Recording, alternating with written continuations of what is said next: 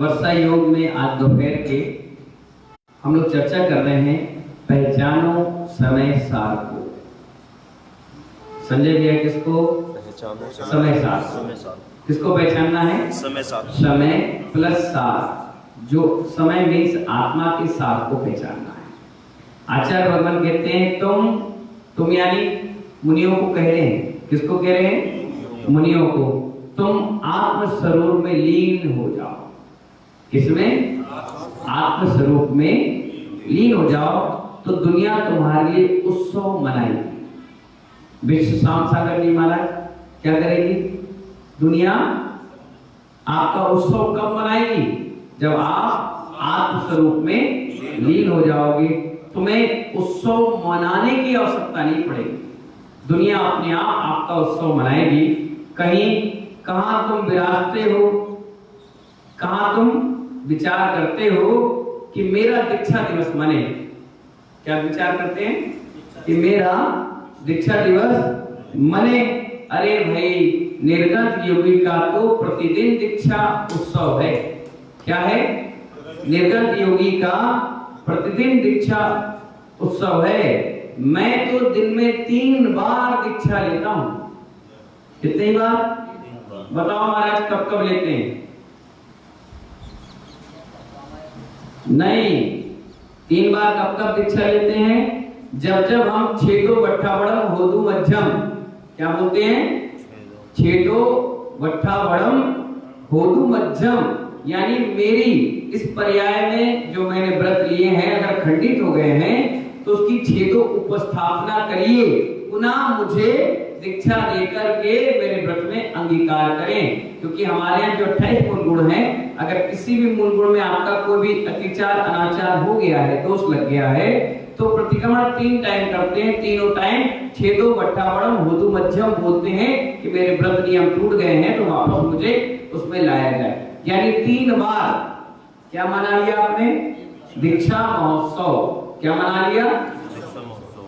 आचार्य कहते हैं प्रातः शाम और मध्याह्न 3 टाइम प्रतिक्रमण करते हैं और बोलते हैं छेदो वट्ठावड़म होदु मध्यम। फिर 15 दिन में बोलते हैं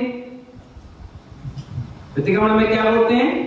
छेदो वट्ठावड़म होदु मध्यम। फिर चातुर्मासिक बोलते हैं, फिर वार्षिक बोलते हैं, फिर युग प्रतिक्रमण में बोलते हैं, फिर उत्तमार्थ प्रतिक्रमण में बोलते हैं छेदो वट्ठावड़म होदु मध्यम। यानी मेरी दीक्षा में कोई दोष लग गए हो, व्रतों में दोष लग गए हो, वो क्या हो? मेरे मिथ्या होकर मुझे वापस छेदो उपस्थापना करे, अपने व्रत में वापस मुझे पहुंचाए, है ना?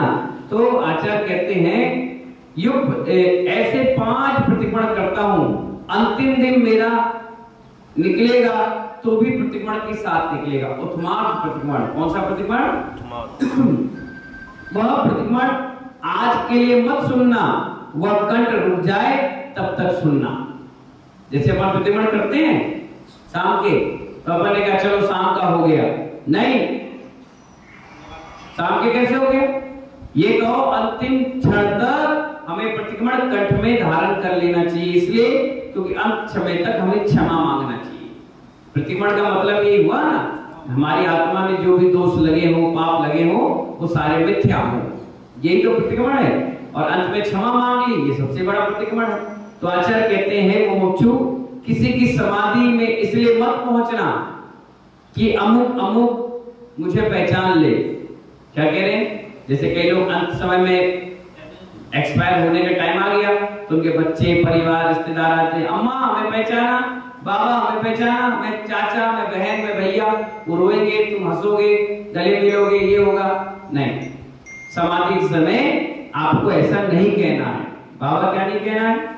नहीं कहना है। ना रोना है, ना चिल्लाना है, ना बहकना है, ना रिश्तेदारों को बुलाना, ना परिवार, कोई मतलब नहीं, बिल्कुल नहीं। किसी की समाधि में इसलिए मत पहुंचना कि मैं अमुक अमुक पहचान लिया। क्या? उस दिन अपनी पहचान मत दिखाना। क्या कहा? किसी समाधि हो रही है और तुम्हें पहचानता है वो व्यक्ति, तुम रिश्तेदार, तो अपनी पहचान मत दिखाना। उस दिन यह कहना कि महाराज जो आपने जीवन भर समय सार की पहचान की बात बताई है, उस समय सार को अब पहचानो। क्या बोला? उस समय सार को अब पहचानो, अब समय है आपका। काय का? समय सार को पहचानने का। जीवन भर हमने ध्यान की बात की, मेडिटेशन की बात की, और अंत समय में अगर मैं बैठा लेटा हुआ हूं तो मेरे पास भी आना तो ये मत कहना महाराज जी मैं दीपक नियोन डबरा, मैं निर्मल, मैं विमल, मैं संजय, मैं राधे श्याम, मैं करनाल वाला ब्रजभूषण, मैं गंजू, मैं पुजारी, मैं केसी जैन नहीं। उस समय ये कहना महाराज आपने डबरा में मेडिटेशन किया था, कितना बढ़िया लगा था, उस मेडिटेशन में उतर जाओ, उस ध्यान में उतर जाओ। महाराज उतरे रहेगा। हाँ, इससे क्या होगा? जब उनकी समाधि अच्छी होगी तो तुम्हारी समाधि भी बहुत अच्छी होगी। क्या होगी? तुम्हारी समाधि भी अच्छी। जैसा मरण हमारा होगा उससे अच्छा मरण आपका होगा। तो आचार्य कहते हैं अब समय है आपका, जो समय सार आपने पहचान बताई है, अब उस समय सार में उतरने का समय आ गया। किसमें उतरने का? समय सार में। अंतिम प्रतिक्रमण जिसका हो गया उसका समाधि मरण निश्चित है। क्या कहा बाबा? जिसने अंत में प्रतिक्रमण करके मरण किया उसकी समाधि मरण निश्चित है, क्योंकि उसने पूरी जिंदगी भर के अपराध की क्या मांगी? क्षमा मांगी है। जिसको अपराध का बोध हो गया वो सबसे बड़ा प्रतिक्रमण हो गया। गलती का एहसास हो गया, सबसे बड़ी क्षमा हो गई। आपने बोल दिया ना हाँ मुझसे गलती हुई, तो जज भी क्षमा कर देता है। हाँ गलती एक्सेप्ट कर ली ना आपने, इसीलिए। तो इसलिए आचार्य कहते हैं जिसका अंत समय में प्रतिक्रमण हो गया, समझो उसका अच्छा समाधि मरण हो गया, उसका पंडित मरण निश्चित है। कौन सा मरण? ज्ञानियों का मरण निश्चित है। और भविष्य में पंडित मरना भी, मरण करना निश्चित है। पंडित मरण हम लोग करते हैं और पंडित मरण तीर्थंकर का होता है। किसका होता है? भावना भाने में क्या जाता है? समाधि की भावना भाव। आचार्य क्या कहते हैं? भावना भाने में कोई पैसे तो लगते नहीं। बैठे बैठे भी ये सोचो मेरा अंतिम शरण भगवान के चरणों में, मेरा अंतिम कंठ भगवान के नाम से, मेरा अंतिम शीश भगवान और गुरु के नाम से निकलना चाहिए। ये अंतिम कंठ भगवान के नाम से, जाप से, क्षमा याचना से होना चाहिए। अगर जिंदगी भर भावना भाओगे तब जाकर अंत समय में पूर्ण होगी। क्या होगी? नहीं तो अंत समय तक छूट जाएंगे प्राण और तो भावना नहीं भा पाओगे, फिर आपका भाव भी नहीं बन पाएगा। हे मुनि संयम के मार्ग पर चल रहा है। क्या कह रहे हैं आचार्य? हे मुनि संयम के मार्ग पर चल रहा है, सो चमक रहा है चेहरा। क्या हो रहा है? चेहरा चमक रहा है। वृद्धावस्था में साधना के मार्ग पर व्रत उपवास के साथ जीना, रसना को नियंत्रित करना। किसको? हाँ, बुढ़ापा जैसे जैसे आगे बढ़ता है खाने पीने की चीजों में लालसा ज्यादा बढ़ जाती है। पछता नहीं है लेकिन अंदर से मन करता है ये भी खा लो, वो भी खा लो, ये भी मंगा लो, ये क्यों नहीं बनाया, अरे इसमें स्वाद नहीं था, उसमें नमक नहीं था, अरे ये ऐसा है, अरे वो ऐसा है। नहीं, क्या करना तुम्हें भोजन से इतनी लपट्टा लगाकर? क्या करना? अगर तुम्हें रोटी मिले तो वे पेट के नीचे, घाटी उतरे माटी। बोलो, हाथ जोड़ो। घाटी उतरे माटी, ये घाटी है। ये कंठ क्या है बाबा? घाटी है। हाँ, और जैसे आपने रसगुल्ला लिया, वो दिख रहा कितना सुंदर था, राकेश पुजारी, गुलाब जामुन, रसगुल्ला, जलेबी क्या सुंदर दिख रही थी। और जैसे मुंह में लिया तुमने, चबाया और घाटी उतरे माटी, और जैसे अंदर गया, अब सुबह ढूंढो,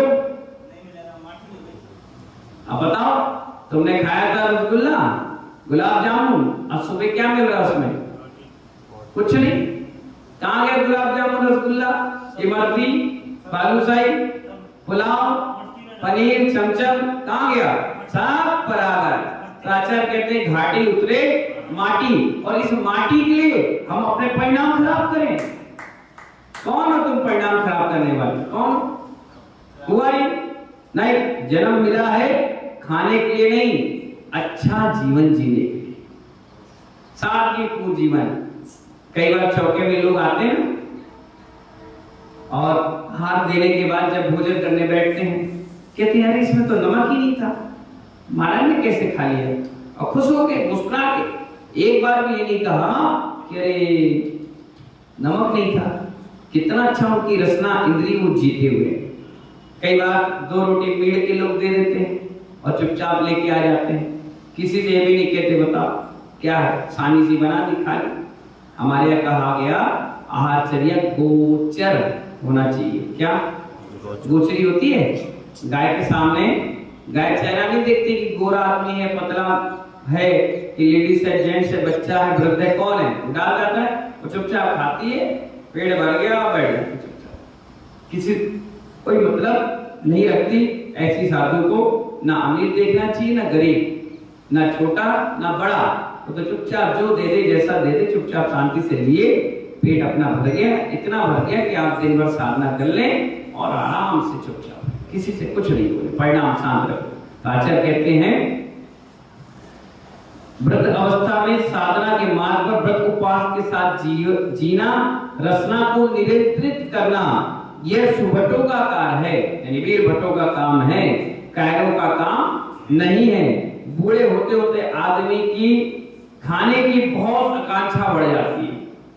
पानी, दूध, अरे चाय, तेरे भैया कुछ मिल जाए, ये क्या है? अगर नहीं खाओगे थोड़ी देर तो मर थोड़ी ना जाओगे।